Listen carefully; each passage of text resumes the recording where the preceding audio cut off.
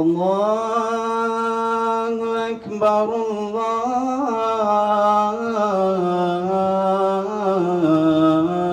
الله أكبر.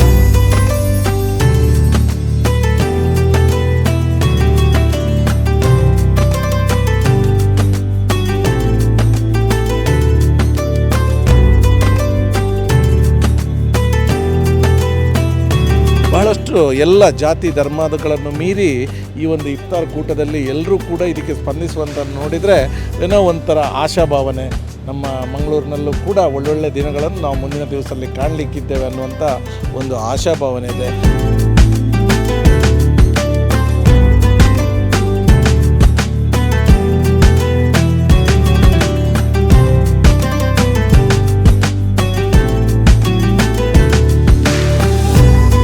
ಸೌಹಾರ್ದ ಕೂಟ ಯಾವತ್ತೂ ಹೀಗೆ ಇರಲಿ, ನಮ್ಮ ಮನಸ್ಸಿನಲ್ಲಿ ಮತ್ತು ನಮ್ಮ ಚಟುವಟಿಕೆಗಳಲ್ಲಿ ಈ ಸೌಹಾರ್ದ ಕೂಟ ಹೀಗೆ ನಡೀತಾ ಇರಲಿ.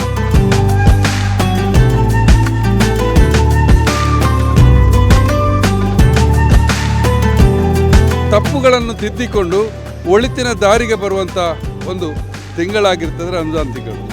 ರಂಜಾನ್ ಹಬ್ಬ ಸೋದರತ್ವದ ಸಮಾಗಮ.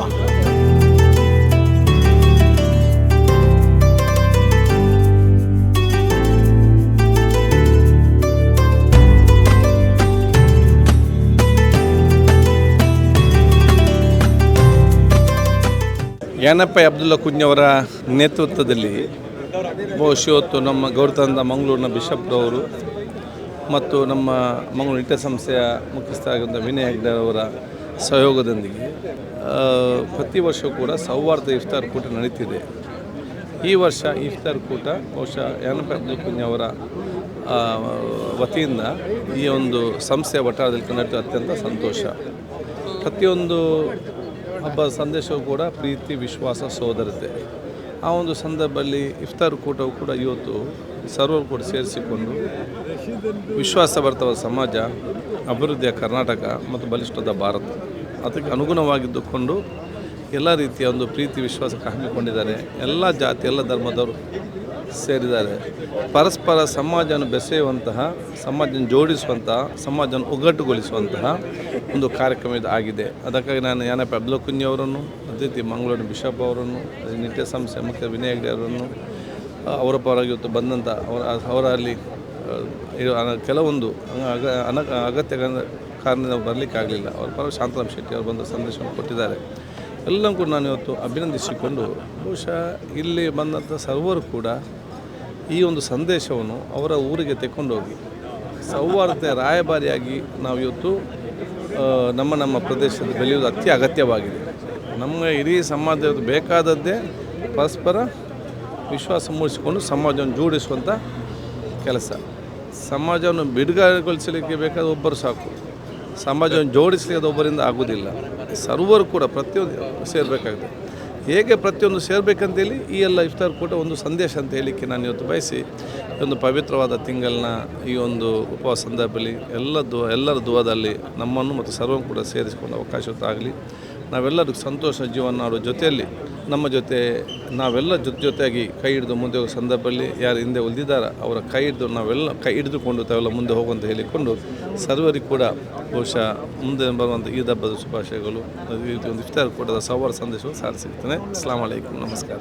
ಜಗತ್ತಿನಾದ್ಯಂತ ಮೊನ್ನೆ ಮಾರ್ಚ್ 1ರಿಂದ ಮಾರ್ಚ್ 31ರ ತನಕ ಈ ತಿಂಗಳನ್ನು ವಿಶೇಷವಾಗಿ ನಮ್ಮ ಇಸ್ಲಾಂ ಧರ್ಮದಲ್ಲಿ ಬಹಳ ನಿಷ್ಠೆಯಿಂದ, ಶ್ರದ್ಧಾಭಕ್ತಿಯಿಂದ ಬಹುಶಃ ಈ ಒಂದು ಧರ್ಮದಲ್ಲಿರುವಂತಹ ಕಷ್ಟದಲ್ಲಿರುವಂತಹ ಜನಗಳಿಗೆ ಸಹಾಯ ಮಾಡುವಂಥ ಒಂದು ಪವಿತ್ರವಾದ ಹಬ್ಬವನ್ನು ರಂಜಾನ್ ಹಬ್ಬ ಅಂತ ನಾವು ಹೇಳ್ತೇವೆ. ಇದನ್ನು ಭಾಳ ನಿಷ್ಠಾಪೂರ್ವ ಶ್ರದ್ಧೆ ಭಕ್ತಿಯಿಂದ ಆಚರಿಸ್ಕೊಂಡು ಬರ್ತಾ ಇದ್ದಾರೆ. ಇದರ ಪ್ರಕಾರ ಪ್ರತಿ ದಿವಸವೂ ಕೂಡ ಸಂಜೆ ಇಫ್ತಾರ್ ಕೂಟಗಳು ಅಲ್ಲಲ್ಲಿ ನಡೆಯುತ್ತೆ.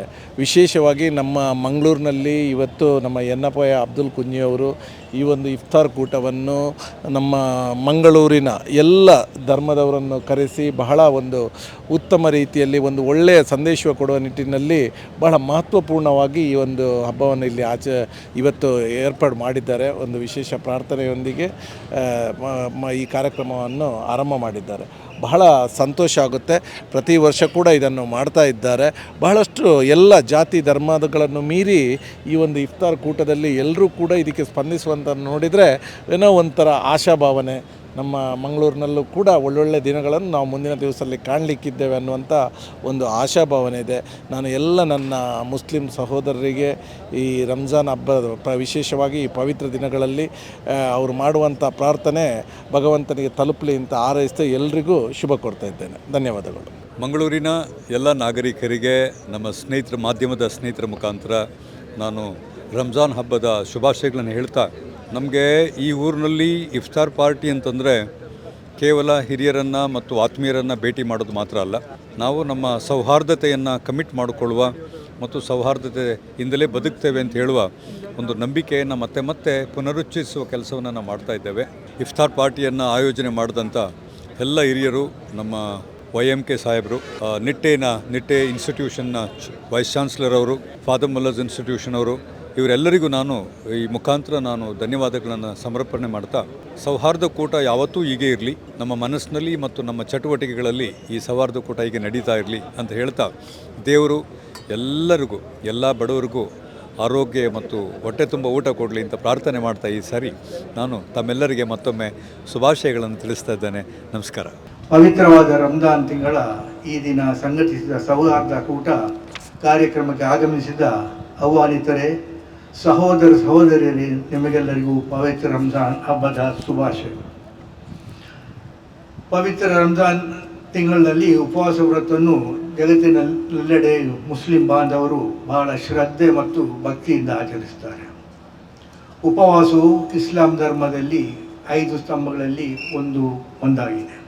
ಅದೇ ರೀತಿ ನಾವು ಇಲ್ಲಿ ಸೇರಿ ಆಯೋಜಿಸಿರುವ ಈ ಇಫ್ತಾರ್ ಕಾರ್ಯಕ್ರಮ ಪರಸ್ಪರ ಭಕ್ತಿ ಭಾವದಿಂದ ಎಲ್ಲ ಧರ್ಮೀಯರು ಒಟ್ಟು ಸೇರಿ ಜಾತಿ ಮತ ಭೇದವಿಲ್ಲದೆ ಪ್ರೀತಿ ಮತ್ತು ಬಂಧುತ್ವವನ್ನು ಹಂಚಿಕೊಳ್ಳುವ ಒಂದು ಅವಕಾಶವಾಗಿದೆ.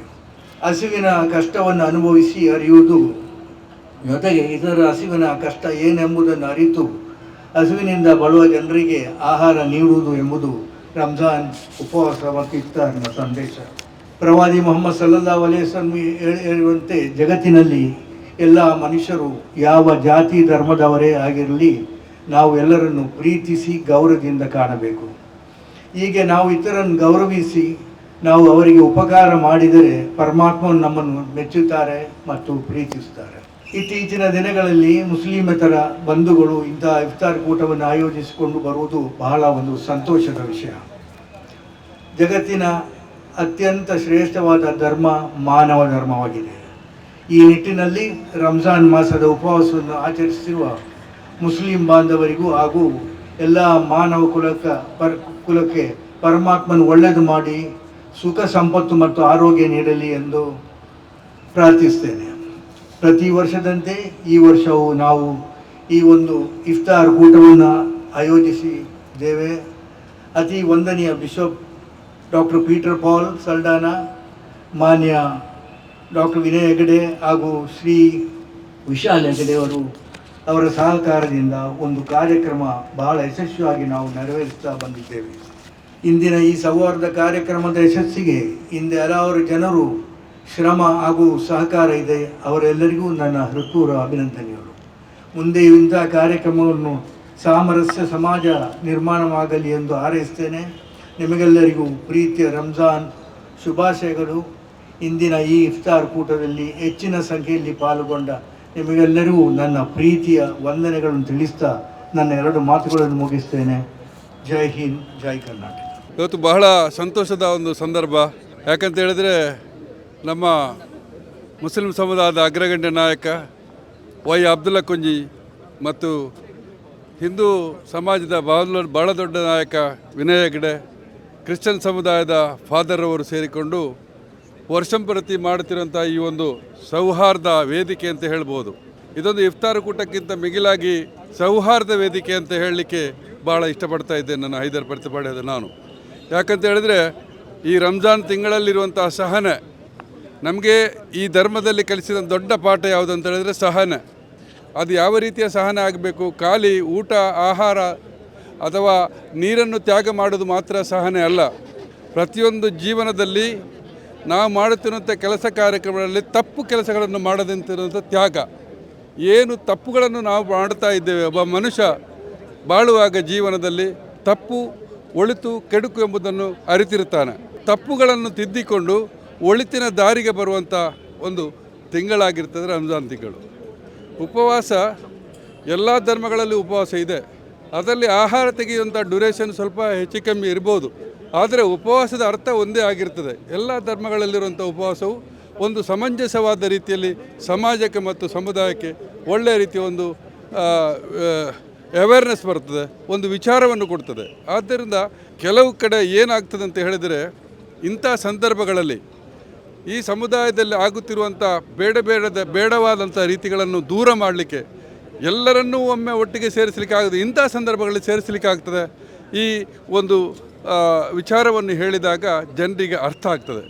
ರಂಜಾನ್ ಹಬ್ಬ ಸೋದರತ್ವದ ಸಮಾಗಮ, ಸಹೋದರತೆ, ಸಹಬಾಳ್ವೆ ಹಾಗೂ ಪ್ರೀತಿ, ಈ ವಿಷಯಗಳು ಈ ಹಬ್ಬದ ಸಮಯದಲ್ಲಿ ನಮ್ಮ ಮುಂದೆ ಕಣ್ತುಂಬ ನೋಡಲು ಬರುತ್ತವೆ. ಜನರಲ್ಲಿ ಅನುಕಂಪ ತೋರಿಸುವುದು, ಪ್ರತ್ಯೇಕವಾಗಿ ಕಷ್ಟದಲ್ಲಿರುವವರಿಗೆ ಸಹಕಾರ, ನಮ್ಮಿಂದಾದಷ್ಟು ಸಹಾಯ ಮಾಡುವಂಥದ್ದು, ಹಾಗೂ ಬಡವರ ಏನು ಹಸಿವೆ ಇದೆ, ನೋವಿದೆ, ಅದನ್ನು ಕೂಡ ಅರಿತುಕೊಳ್ಳುವಂಥದ್ದು ಈ ಹಬ್ಬದ ಸಾರಾಂಶ ಎಂದು ನಾನು ಅರಿತಿದ್ದೇನೆ. ಇಲ್ಲಿ ನಾವು ಬಂದದ್ದು ಕೇವಲ ಒಂದು ಸಂಭ್ರಮಕ್ಕಾಗಿ ಅಲ್ಲ, ನಮ್ಮ ಎಲ್ಲ ಬಾಂಧವರ ಈ ಭಕ್ತಿಯನ್ನು ನೋಡಲು, ಈ ಭಕ್ತಿಯ ಸಾಕ್ಷಾತ್ ರೂಪದ ಅನುಭವ ಮಾಡಲು, ಹಾಗೂ ಪ್ರತಿಯೊಬ್ಬರೊಡನೆ ಆನಂದದಿಂದ ಕೈಕುಲುಕಿಸಿ ಸಂತೋಷದಿಂದಿರಲು ಮುಸ್ಲಿಂ ಬಾಂಧವರು, ಹಿಂದೂ ಬಾಂಧವರು, ಕ್ರೈಸ್ತರು ನಾವೆಲ್ಲರೂ ಒಟ್ಟಿಗೆ ಸೇರಿ ಈ ನಮ್ಮ ಸಮಾಜವನ್ನು ಅತೀ ಸುಂದರಗೊಳಿಸಲು ಒಂದು ಉತ್ತಮ ಅವಕಾಶ ನಮ್ಮ ಈ ಹಬ್ಬಗಳು. ಈ ಹಬ್ಬಗಳು ನಮಗೆ ಸದಾ ಒಟ್ಟಿಗೆ ಸೇರಿಸಲಿ ಹಾಗೂ ನಮ್ಮೊಳಗೆ ಉತ್ತಮ ಮನೋಭಾವವನ್ನು, ಆತ್ಮಶುದ್ಧಿಯನ್ನು ಬೆಳೆಸಲಿ ಎಂದು ನಾನು ಹಾರೈಸ್ತೇನೆ. ತಮಗೆಲ್ಲರಿಗೂ ರಂಜಾನ್ ಹಬ್ಬದ ಶುಭಾಶಯಗಳು. ರಂಜಾನ್ ಹಬ್ಬವು ಉಪವಾಸ ಮತ್ತು ಕೊಡುವಿಕೆಯ ಹಬ್ಬವಾಗಿದೆ. ಹಾಗಾಗಿ ದಾನ ಧರ್ಮದಿಂದ ಯಾರು ಕೊಡ್ತಾನೋ ಅವನು ದೇವರಿಗೆ ಕೊಡ್ತಾನೆ. ಹಾಗಾಗಿ ಈ ರಂಜಾನವು ಎಲ್ಲರಿಗೂ ಶುಭವಾಗಲಿ, ಎಲ್ಲರಿಗೂ ಒಳ್ಳೆಯದಾಗಲಿ ಎಂದು ನಾನು ಶುಭವನ್ನು ಹಾರೈಸಿದ ಒಳ್ಳೆಯ ರಮದಾನನ್ನು ಎಲ್ಲರಿಗೂ ಬೇಡುತ್ತೇನೆ. Thank you. ಮುಸ್ಲಿಂ ಬಾಂಧವರು ರಂಜಾನ್ ಹಬ್ಬವನ್ನು ಆಚರಣೆ ಮಾಡ್ತಾ ಇರೋ ಸಂದರ್ಭ, ಇವತ್ತಿನ ದಿವಸ ಶನಿವಾರ ನಾವು ತೆಗೆದುಕೊಂಡರೆ ಮಂಗಳೂರಿನ ಈ ನಗರದಲ್ಲಿ ಬಹುಶಃ ಮುಂಜಾನೆಯಿಂದ ಸಂಜೆಯ ತನಕ ತಮ್ಮ ಉದರಕ್ಕೆ ವಿಶ್ರಾಂತಿಯನ್ನು ಕೊಟ್ಟು ಮನಸ್ಸಿನಲ್ಲಿ ಸರ್ವಶಕ್ತಿ ನೆನೆಸ್ತಾ ಇದ್ದಂಥ ಮುಸ್ಲಿಂ ಬಾಂಧವರ ಒಂದು ಉಪವಾಸವನ್ನು ದೇವತಾ ಪ್ರಾರ್ಥನೆಯೊಂದಿಗೆ ಸಮಾಪ್ತಿ ಮಾಡಿ ಆಹಾರವನ್ನು ತೆಗೆದುಕೊಳ್ಳುವ ಸಮಯ ಈ ಮುಸ್ಸಂಜೆ ಗೋಧೂಳಿ ಲಗ್ನ. ಬಹುಶಃ ನಾವು ತುಂಬ ಈ ಸಂದರ್ಭದಲ್ಲಿ ಅಭಿನಂದಿಸಬೇಕು ಏನಪ್ಪಯ್ಯ ಅಬ್ದುಲ್ಲಾ ಕುಂಞಿ ಅವರನ್ನು. ನಮ್ಮೆಲ್ಲರನ್ನು ಅವರು ಒಂದುಗೂಡಿಸಿದ್ದಾರೆ ಈ ನಗರಕ್ಕೆ. ಈ ನಗರದ ಒಂದು ಖ್ಯಾತಿಯನ್ನು, ಅಂದರೆ ನಮ್ಮ ತವಳವ ನಾಡಿನ ಒಂದು ಪರಂಪರೆಯನ್ನು ಜಗತ್ತಿಗೆ ಮುಟ್ಟಿಸುವಂಥ ಒಂದು ಪ್ರಕ್ರಿಯೆಗೆ ಬಹಳ ದೊಡ್ಡದಾದಂಥ ಒಂದು ಹೆಜ್ಜೆ ಹಲವಾರು ವರ್ಷಗಳನ್ನು ಮಾಡ್ತಾ ಇದ್ದಾರೆ. ಬಹುಶಃ ಈಗಾಗಲೇ ಗೌರವಾನ್ವಿತ ನಮ್ಮ ಧರ್ಮ ಪ್ರಾಂತ್ಯದ ಬಿಷಪ್ ಅವರಾಗಲಿ, ಡಾಕ್ಟರ್ ಶಾಂತರಾಮ್ ಶೆಟ್ಟಿ ಅವರಾಗಲಿ ಮತ್ತು ನಮ್ಮ ಏನಪ್ಪಯ್ಯವರಾಗಲಿ ಅವರು ಹೇಳಿದಂಥ ಒಟ್ಟು ಮಾತಿನ ಮರ್ಮ, ಇದು ತವಳವ ನಾಡಿನ ಜಗದ್ಗುರು ಮಧ್ವಾಚಾರ್ಯರ ಒಂದು ಚಿಂತನೆ. ನಾನು ಅದರ ಪ್ರತಿಪಾದಕನಾಗಿ ನಾನು ಹೇಳ್ತಾ ಇದ್ದೇನೆ. ಪೂಜ್ಯ ಪೇಜಾವಶಿಗಳು ಯಾವಾಗಲೂ ಹೇಳಿಕೊಂಡು ಸೀಮೋಲ್ಲಂಘನ ಬದುಕಿನಲ್ಲಿ ಖಂಡಿತ ಬೇಕು ಎಲ್ಲ ನೆಲೆಗಳಲ್ಲಿ. ಆದರೆ ನಮ್ಮ ಮಾತೃ ಸಂಸ್ಕೃತಿ ಚೌಕಟ್ಟಿನೊಳಗೆ, ನಮ್ಮ ಧರ್ಮದ ಚೌಕಟ್ಟಿನೊಳಗೆ, ನಮ್ಮ ಆಚರಣೆ ಚೌಕಟ್ಟಿನೊಳಗೆ, ಅದೂ ಅಲ್ಲದೆ ನಮ್ಮ ರಾಷ್ಟ್ರದ ಒಂದು ಸಂವಿಧಾನದ ಚೌಕಟ್ಟಿನೊಳಗೆ ಅಂತ ಅದು ಯಥಾವತ್ತಾಗಿ ಪಾಲನೆ ಆದಂಥ ಒಂದು ಅನಾವರಣ ಇವತ್ತಿನ ಈ ಇಫ್ತಾರ್ ಕೂಟ. ಅವರ ಚಿಂತನೆ ಇದೆ ಮಧ್ವಾಚಾರ್ಯ, ಆಕಾಶಾತ್ ಪತಿತೋತ್ವಯಂ ಯಥಾಗಚ್ಚತಿ ಸಾಗರಂ ಸರ್ವದೇವ ನಮಸ್ಕಾರ ಕೇಶವಂ ಪ್ರತಿಗಚ್ಚತಿ. ನೋಡಿ ಮೇಲ್ಗಡೆಯಲ್ಲಿ ಮೋಡ ಆಗಿದೆ, ಅದರ ಒಂದೊಂದು ಹನಿ ಈ ಭೂಮಿಗೆ ಬಿದ್ದಾಗ ಸಣ್ಣ ಸಣ್ಣ ತೊರೆಯಾಗಿ ಅದು ಸಣ್ಣ ಸಣ್ಣ ನದಿಗಳನ್ನಾಗಿ ಅದು ಮಹಾಸಾಗರವನ್ನು ಸೇರ್ತದೆ. ಆ ಮಹಾಸಾಗರವೇ ಪರಮಾತ್ಮ, ಆಕಾಶವೇ ಪರಮಾತ್ಮ. ಈ ಪರಮಾತ್ಮನ ಚಿಂತನೆಯನ್ನು ಒಳ್ಳೆಯ ಸಚ್ಚಿಂತನೆಯೊಂದಿಗೆ, ಒಳ್ಳೆಯ ಮನಸ್ಸಿನೊಂದಿಗೆ ಬಹಳ ಒಳ್ಳೆಯ ಸಂದೇಶ ಇವತ್ತು ನಮಗೆ ಪ್ರಾಪ್ತವಾಗಿದೆ. The festival of Ramzan, which is celebrated all around the world with rejoice. And this year we are celebrating Ramadan from 1st of March to 31st of March. It is not just a party to break fast and rejuvenate oneself and to be ready for the prayer in the night. But it symbolizes the get together of the family. All the family get together, hug each other, greet each other, and enjoy each other. It also symbolizes charity, for that this is the day, every day charity is given to the poor and the needy. It also symbolizes the gratitude to Lord Almighty, that you pray for whatever He has given to us and He has made us what we are today. All of us believe in one God, the God of love. Whether it is Allah, whether it is Sri Ram, whether it is Jesus Christ, all preach the same, preach the God of love. Just now, our bishop rightly said, Vasudeva Kutumbakam. Yes, all religions,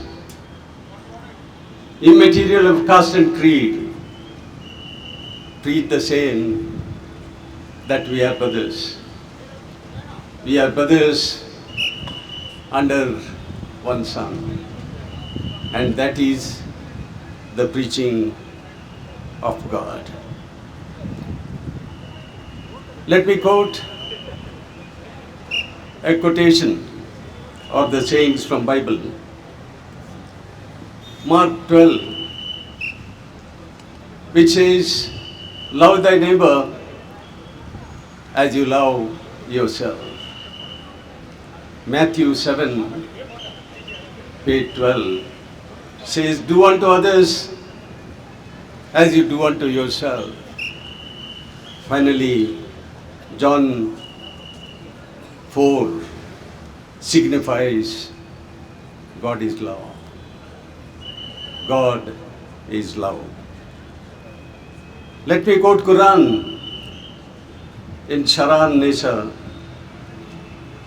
in para 4, page 36, which says, be kind to parents, be kind to strangers, be kind to orphans, be kind to companions, be kind to the needy, be kind to every family members.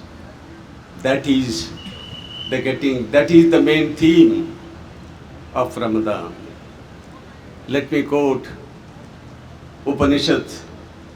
Sarve Sukhino Bhavantu, Sarve Santu Niramaya, Sarve Bhadrani Pashantu, Ma Kaschit Dukh Bhavavit. Let all be happy, let none suffer. Let us all get together to make this world a great world to live in. In short, ladies and gentlemen, the holy books preaches to be an ideal person. Who is an ideal person? An ideal person or an Adarsh Purush is one who is not greedy. An Adarsh Purush is one who is not jealous. An Adarsh Purush is one who doesn't hate anyone. And an Adarsh Purush is one who is compassionate and who loves everyone. And that is the theme of every religion we bestow. And it is the prayer which makes a difference. Every day, if we pray God in faith, we achieve. God blesses us with whatever we want to. We pray not for the givings which we crave for, which we pray for the well-being of mankind. I will just give a small little story of the effect of prayer and faith. There was a village where there was no rain at all for 6 months, and there was drought. All the villagers got together in the church, in the temple, and in the masjid, that this day we will pray God together for rain. There was a small little boy who asked his mother, "Mummy, I want an umbrella. I want an umbrella."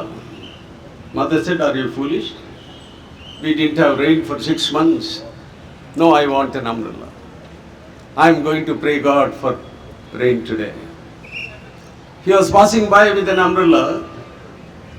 His friends ridiculed him. His elders looked at him. But when he reached the temple and prayed God and prayed for rain, in 15 minutes there was a thunder and there was rain. And there was rain. That is the effect of prayer.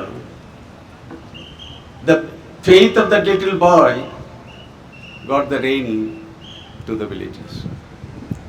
With this little thought of mine, I really thank our bishop, thank Mr. Abdullah Kuni, and all the people of Mangalore for making it possible to be here this evening and come together to celebrate Iftar and Ramadan. I am 80-year-old now. I have spent 70 years of my life in Mangalore.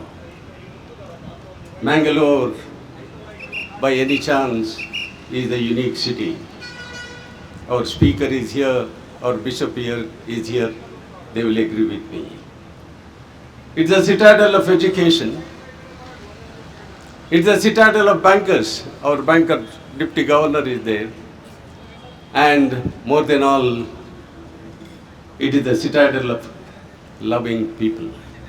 ಯಾನಪ್ಪಯ್ಯ Abdullah Kunhi ಹಾಜಿಯವರು ಇಡೀ ಕರ್ನಾಟಕಕ್ಕೆ ಮಾತ್ರವಲ್ಲದೆ ಭಾರತಕ್ಕೆ ಒಂದು ಸಂದೇಶವನ್ನು ನೀಡಿದ್ದಾರೆ. ಏನೆಂದರೆ ಭಾರತದಲ್ಲಿರುವಂತಹ ಎಲ್ಲರೂ ಐಕ್ಯತೆಯಿಂದ ಇದ್ದಾಗ ಮಾತ್ರ ಇಲ್ಲಿನ ಯಾವುದೇ ಒಂದು ವಿಷಯಗಳಲ್ಲಿ ನಮಗೆ ಅಭಿವೃದ್ಧಿಯನ್ನು ಕಾಣಲು ಸಾಧ್ಯ. ಶೈಕ್ಷಣಿಕ ರಂಗದಲ್ಲಿ ಕ್ರಾಂತಿಯನ್ನು ಮಾಡಿ ಮತ್ತೊಂದು ಭಾಗದಲ್ಲಿ ಸಾಮಾಜಿಕ ಕಳಕಳಿಯೊಂದಿಗೆ ಸಮಾಜದ ಉದ್ಧಾರ ಮಾಡಬೇಕು ಎನ್ನುವ ನಿಟ್ಟಿನಲ್ಲಿ ಬಡವರ, ನಿರ್ಗತಿಕರ, ಅನಾಥರ ಪಾಲಿಗೆ ಆಶ್ರಯದಾತರಾದ the great patron of the orphans and the destitutes mister doctor Yenepoya Abdullah Kunhi Haji ಅವರು ಹಮ್ಮಿಕೊಂಡಂತಹ ಈ ಕಾರ್ಯಕ್ರಮ ಎಲ್ಲರಿಂದಲೂ ಶ್ಲಾಘನೀಯವಾದಂತಹ ಒಂದು ಕಾರ್ಯಕ್ರಮವಾಗಿದೆ.